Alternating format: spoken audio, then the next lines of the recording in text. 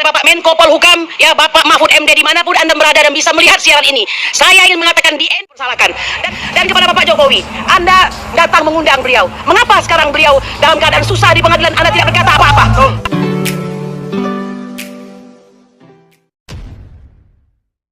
Assalamualaikum warahmatullahi wabarakatuh. Kembali berjumpa dengan saya di channel Gagasan Progresif 79. Sahabat sebangsa dan setanah air di mana saja Anda berada, ada video viral dari seorang emak-emak yang sepertinya beliau seorang lawyer, seorang pengacara yang baru saja mendampingi kliennya di pengadilan. Seorang klien yang diduga sebagai teroris. Bagaimana ibu-ibu ini itu kemudian mengamuk-ngamuk ya, dengan mimik yang kelihatan ya begitu emosi, begitu marah, dengan petikan-petikan takbir ya yang menggema di depan pengadilan. Ini adalah sebuah tontonan yang menurut kita ya penting untuk kemudian melihat lebih kritis.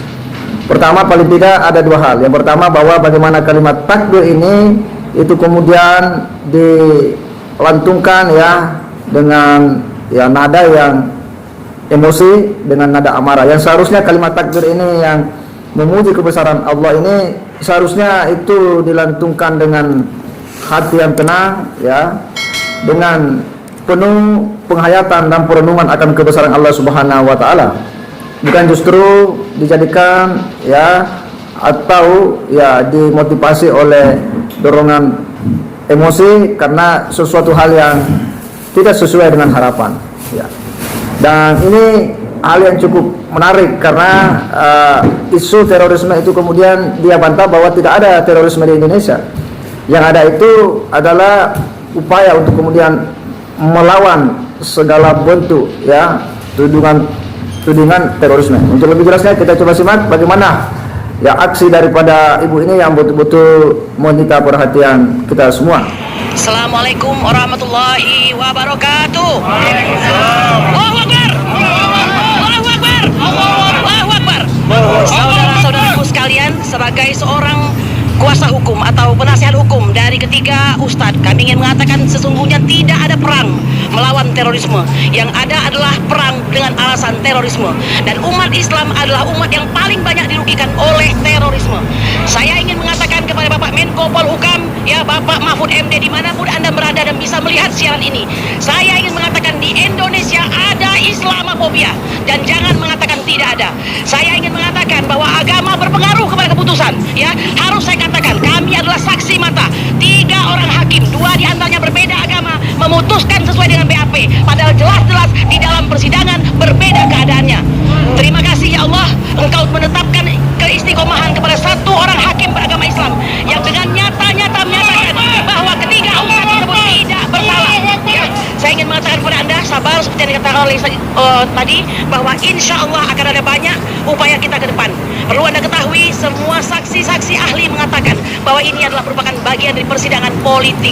Mengapa tidak dipertimbangkan hal tersebut? Ya, ustaz-ustaz kita ini adalah ustaz yang lembut, yang mengajak kepada kebaikan, yang mengajak kepada negara dalam keadaan wasatiyah, lurus dan menengah, ya, tidak radikal, tidak terlalu bermacam-macam dan tidak melakukan banyak pertentangan kepada pemerintah. Tetapi mengapa mereka masih juga dipersalahkan? Dan kepada Bapak Jokowi, Anda datang mengundang beliau. Mengapa sekarang beliau dalam keadaan susah di pengadilan Anda tidak berkata apa-apa? Kalau begitu, seandainya Anda mengetahui dia sebagai teroris, Anda bisa juga dianggap sebagai teroris dong kalau begitu. Oleh karena itu saudara sekalian, kembali kita beragama Islam. Hari ini agama kita ini memang sedang dalam kondisi diuji ya. Saya ingin mengatakan inilah kesempatan seluruh umat Islam untuk bersatu. Jangan sampai peristiwa ke depan kembali ustadz-ustadz kita akan mudah dikriminalisasi dengan sebuah keputusan bernama Keputusan Pengadilan Negeri Jakarta Selatan nomor 2191/PP/2007 tanggal 21 April 2008. Allahu Akbar. Ya, sangat jelas apa yang disampaikan oleh ibu ini ya. Bagaimana dia dengan petikan-petikan takbir ya, dia kelihatannya ya nampak sekali mimik ya, bahasa tubuhnya yang betul-betul emosional ya, marah ya. Lalu kemudian membuat pernyataan ya kepada Pak Mahfud MD hingga kepada Pak Jokowi bahwa sebenarnya apa yang dia sampaikan ya paling tidak ini bisa dilihat ya secara kritis ya. Pertama, bahwa dia menyebut tidak ada terorisme di Indonesia, bahwa yang ada adalah ya upaya untuk kemudian melawan ya segala bentuk ya tudingan-tudingan terorisme. Tetapi kita tidak bisa menutup mata ya dari berbagai kejadian-kejadian yang kita saksikan, bagaimana bom bunuh diri ya pernah mengguncang Indonesia. Kita tahu bagaimana bom Bali 1, bom Bali 2, hingga peristiwa terbaru adalah di Polsek Astana Anyar ya, yang kemudian mengorbankan ya bukan hanya pelaku bom bunuh diri tetapi juga mengorbankan orang lain. Apakah kita bisa menutup mata dari itu semua, bahwa di Indonesia ini tidak ada tindakan-tindakan radikalisme, tidak ada tindakan-tindakan terorisme?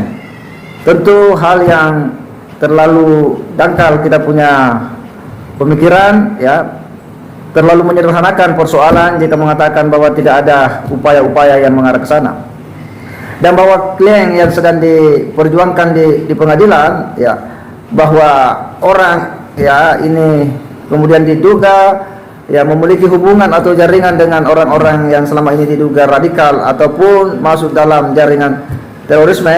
Tentu hakim ya sudah mempertimbangkan dengan matang sebelum mengambil sebuah keputusan, bahwa alat bukti adalah ya sesuatu yang menjadi dasar bagi putusan hakim. Demikian pula berbagai peristiwa-peristiwa yang terjadi di persidangan ya itu akan menjadi ya masukan bagi hakim untuk kemudian membangun keyakinannya ya untuk memutuskan satu perkara yang ada, bahwa dalam sistem hukum kita ini, bahwa putusan hakim itu didasarkan pada dua alat bukti yang kuat yang cukup, lalu kemudian dengan dua alat bukti itu hakim lalu membangun keyakinannya bahwa seseorang ini bersalah apa tidak.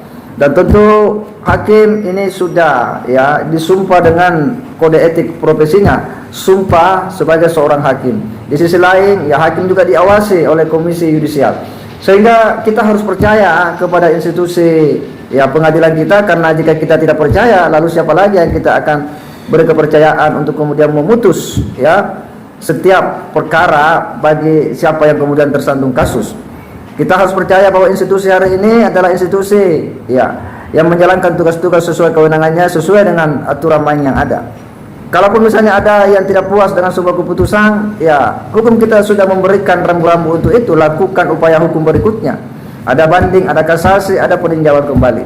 Itulah aturan main ya dalam bernegara, dan sedapat mungkin harusnya dihindari upaya-upaya untuk kemudian membangun opini, membangun narasi yang seolah-olah bahwa institusi ya hukum kita, pengadilan kita itu ya bergeser daripada nilai-nilai substansinya, karena itu bisa ya membuat publik kemudian memiliki tanggapan yang negatif terhadap institusi hukum. Mengatakan bahwa tidak ada terorisme di Indonesia ya, ini adalah sebuah pemahaman ya pemikiran yang sangat dangkal, karena kita tidak bisa menutup mata sekali lagi dengan berbagai peristiwa-peristiwa yang sudah kita saksikan, bagaimana bom bunuh diri itu terjadi di Indonesia. Apapun motifnya, apapun motivasinya, itu adalah sebuah tindakan teror, dan agama tidak pernah mengajarkan kekerasan. Semoga kita semua bisa melihat persoalan ini dengan jernih, dan kemudian kita selalu mengambil hikmah dari setiap peristiwa dan kejadian yang ada. Saya kira demikian. Wassalamualaikum warahmatullahi wabarakatuh.